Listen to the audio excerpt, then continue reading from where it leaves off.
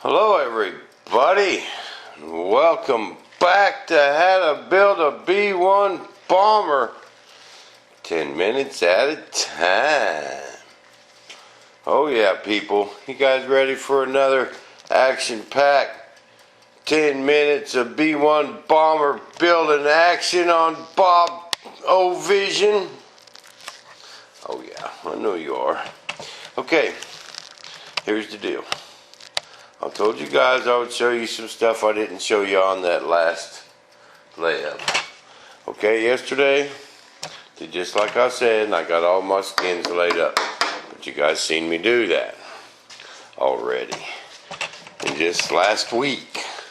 So I just went to town, man. Had a long day yesterday. Getting that bomber set up and Dad came over for a while and just didn't get started as early as I thought it would. But here I got my aluminum tube. Okay? Just an aluminum tube. Dad made this flange for the bottom and I got her all waxed up. Okay? I got me some carbon all cut up. I got some of them cut with holes in them. And some cut with slots, you know, just cut X's in them like that, fold them in half, took my scissors. Okay? Now, got me some resin mixed up here. I'm going to paint some resin on there. This is how I make my carbon fiber tube. I know what you guys are asking. How's he going to get that off of there? That's where that suspense kicks in. I'm going to let y'all just guess and wonder. Leave you with a little cliffhanger and let you watch me pull it off of there. Okay, I'm going to start out with just one of my round holes. See, I kind of want to build a flange going up, just a little bitty one. You know, because we don't just want to put carbon fiber like this. You know, we won't get a very good, you know, joint. But really, since I ain't going to put my servo linkage on this anymore, it ain't as critical. But I still want to show you guys how I did it, just in case you want to make one. Okay, there's one. Now we take one of our, with the T's in them, or the slices. And let's put it on there. See, now what we have, see, we've got some carbon fiber strands going up. Okay, and we just want to leave them there. We don't want to fold them down or cut them off, anything like that. Okay.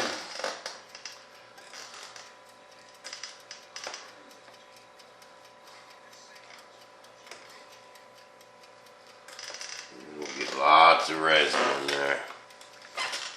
Now we're going to take a couple more of these holes and put them on there. We're trying to be careful not to pull them fibers down.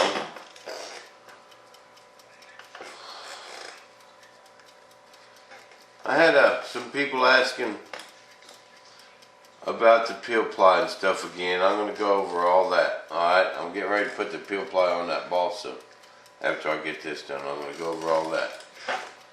But no, the peel, you still have to use the PVA on your mold when you use peel ply. PVA goes next to your mold. The peel ply goes on top of everything. So that does not have anything to do with the PVA. Your wax and PVA and your parts will come just falling off. Good wax.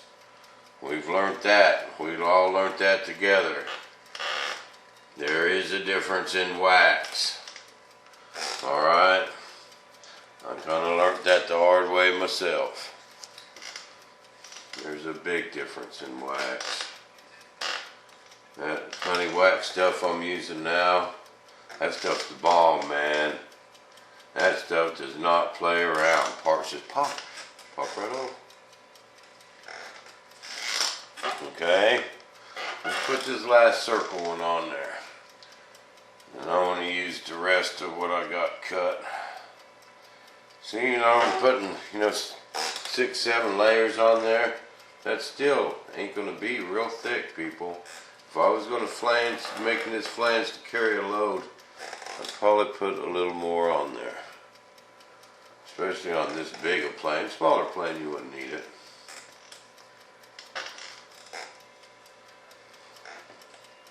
But I'm going to leave you guys with a cliffhanger. I am not going to tell you how I pull this off of here until it's time.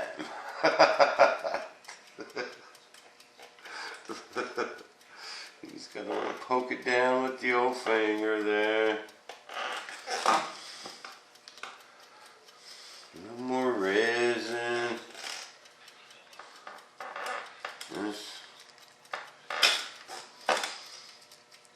Can't be a tightwad when you're messing with resin, man. You just got to lay it on there, you know. Okay, now we're going to put this last one on here, and then the bottom's going to be done. Alright. See, now I've got a lot of hairs sticking up. A lot of hairs. We want that. That's going to really bind this lip onto the shaft.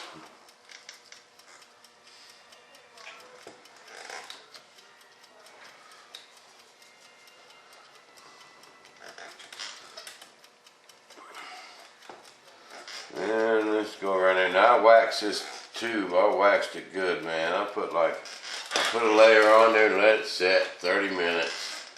Put another layer on there, let it set 30 minutes. And did that one more time. So I should have a really good build-up of resin. Wax. And I only need to go up 10 3/4 inches. That's how long the other one is. Bam, hit myself. I'm gonna go up 10 3/4, but I want to go up a little longer, so in case I need just a little tube or something, you know. Maybe a little spare, a little bit extra.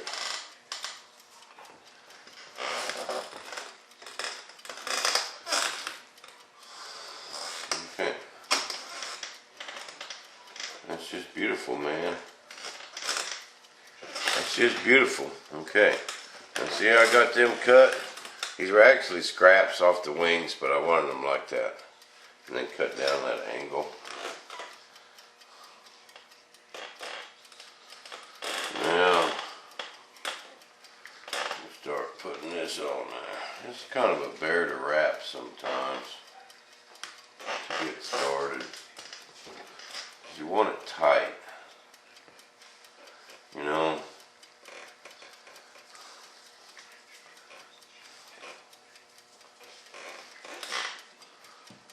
Just don't always want to cooperate.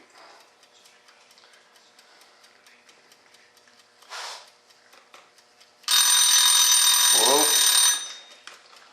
you don't know what that means, but I'll hit y'all with another episode of Bob TV, and we'll see if we can't get some parts done, but you can see where I'm going. I'm just trying to pull her tight. Oop. Pull her tight and wrap her around there.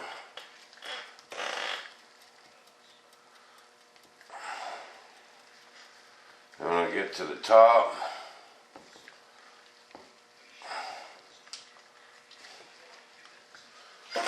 take some of my tape.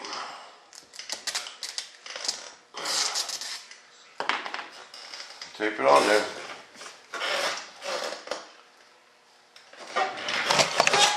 Oop. See, there goes them big old feet again. Okay, people, tune back into some more Bob TV. We're going to get this tube laid up, and I'm going to show you some other stuff.